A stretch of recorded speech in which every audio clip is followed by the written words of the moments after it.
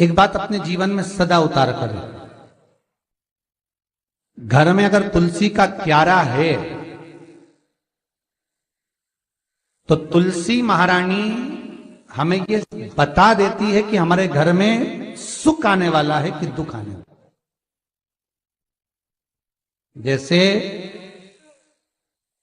शनि अपना प्रकोप दे रहा है या शनि उतर रहा है, ये किसी से पूछने की जरूरत नहीं पड़ती, अपने आप मालूम पड़ जाता। कैसे? शनि कथा अगर आपने सुनी हो तो उसमें व्याख्यान आता है शनि कथा में, पांव की चप्पल बार बार टूट रही हो,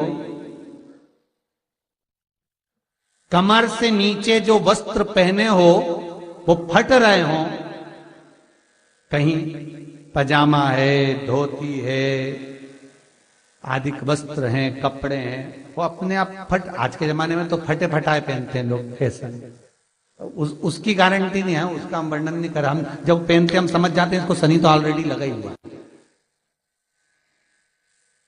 जब उनका घुटना घुटनी सब फटा हुआ दिखता है तो उसमें लग जाता है कि शनि पहले से लग गया बापड़ा, उनके पहने से तो मालूम पड़े। शनि का नियम है, शनि कथा कहती है पांव की चप्पल बार बार टूट रही हो, घिस गई हो, बद्दी टूट रही हो, कुछ कर रही हो, और अगर कमर से नीचे जो वस्त्र पहने हो वो अपने आप फट रहे हो, समझ लेना कि शनि पांव से प्रवेश कर रहा, मतलब अपनी प्रखरता शनि दिखा रहा। किसी मंदिर में गए महाराज और वहां जाने पर चप्पल चली गई तो समझ लेना शनि की कुदृष्टि अब पड़ना बंद होना चालू हो गया। कितना सुंदर कहा है महाराज। जूता चप्पल आज के जमाने में तो फैशन हो गई साहब, घर की चप्पल अलग होती है, बाहर की चप्पल अलग होती है। लोग घर में चप्पल किचन तक में पहन के जाते हैं। अरे पानी ले जाओ सीओर से, रसोई घर में लोग चप्पल पहन कर जाते हैं। जहां भगवान का प्रसाद बन रहा है, जहां अन्नपूर्णा निवास कर रही है, और पूछो तो करे किचन की चप्पल है तो माथे पे रख लो। तुम अपनी मां को जरूर देखना है एक बार, वो बूढ़ी मां कितनी बार किचन में चप्पल पहन कर गई, मुझे जरूर फोन कर कर बताना।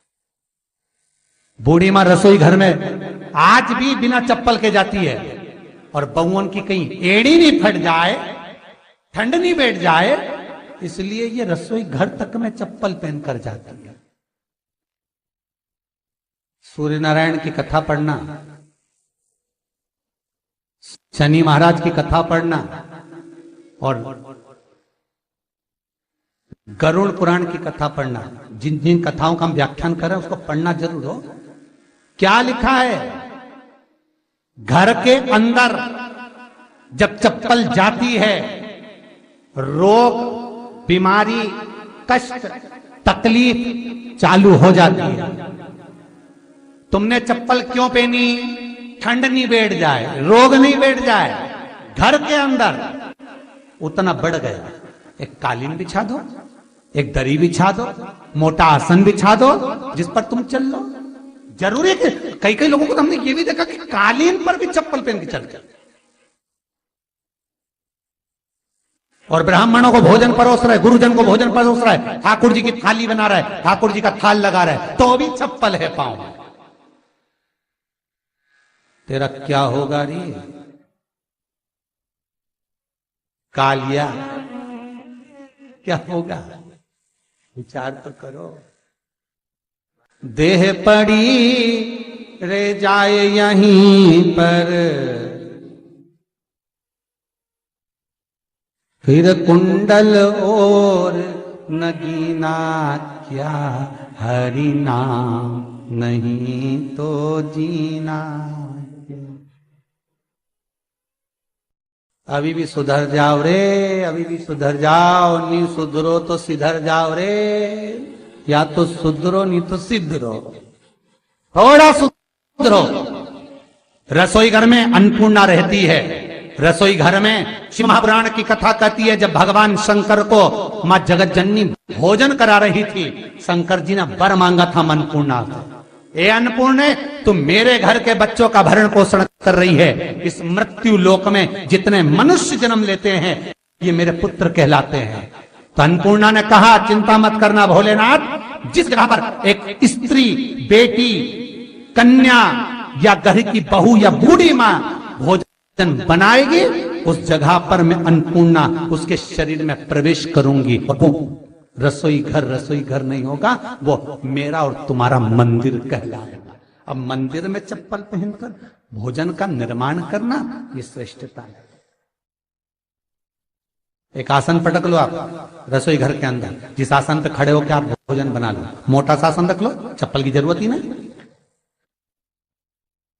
श्रीमद् भागवत कथा कर रही है, तुलसी का मात्र तो शनि अपनी दृष्टि बता देता है। शास्त्र कहता है जब घर के अंदर प्रवेश करने के, जब आप घर में प्रवेश करें तो एक कोने में चप्पल को उतार दें।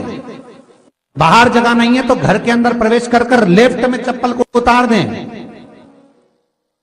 और 7 या 3 कदम के अंदर चप्पल उतर जाना चाहिए घर के अंदर भी। और उसके बाद अगर चप्पल अंदर प्रवेश कर रही है तो राहु केतु शनि के साथ प्रवेश करते हैं, जिसके घर में बीमारी कभी पीछा नहीं छोड़ती। शनि कथा, सूर्य की कथा का स्मरण करिए, आपको मालूम है, पहचान हो जाता है। महाराज तुलसी बता देती है कि आपके घर की दशा क्या है। बार बार जल डालने के बाद भी तुलसी सूख रही है, बार बार आप पूजन कर रहे हैं, पाठ कर रहे हैं, तो भी तुलसी के दल सूख रहे हैं। तुलसी बता देगी कि तुम्हारे घर में तकलीफ आने वाली है, कष्ट आने वाला है, सूख रही है। किसी ने जरूर कुछ ना कुछ ऐसा है कि इसमें घर में कुछ तकलीफ आएगी, तुमने लगाया फिर सूखी, फिर लगाया फिर। तुलसा महारानी बता देती है कि कष्ट है। और जिस गमले की तुलसा घेर घमोर हो, फलित हो, आनंद में हो, तो उस घर में फिर दुख नहीं आता, समृद्धि खुद बढ़ती चली। जिन शंकर भगवान को आप जल चढ़ाते हो, जिन ठाकुर जी से आप लाड लड़ाते हो, जिन भगवान कृष्ण का आप स्मरण करते हो, राधा रानी का आप नाम जाप करते हो, जिस परमात्मा का आप भजन कर रहे हो, कीर्तन कर रहे हो, नाम जाप कर रहे हो, नाम स्मरण कर रहे हो, उससे तुम्हारा एक संबंध होना चाहिए, एक रिश्तेदारी होना चाहिए। और उससे जब तुम्हारा कोई संबंध रहेगा, उससे जब तुम्हारी कोई रिश्तेदारी रहेगी, तो उस रिश्तेदारी में जैसे ही आपके प्राण छूटे, और छूटते से ही आप जब गए, तो जाते ही आप कहोगे कि कृष्ण से मेरा ये संबंध है, वो मेरा पुत्र, वो मेरा भाई, वो मेरा बेटा, वो मेरा सगा, वो मेरा रिश्तेदार, वो मेरा कुटुंबी, वो मेरा पुत्र। जब कहोगे तो तुरंत प्रवेश हो जाए।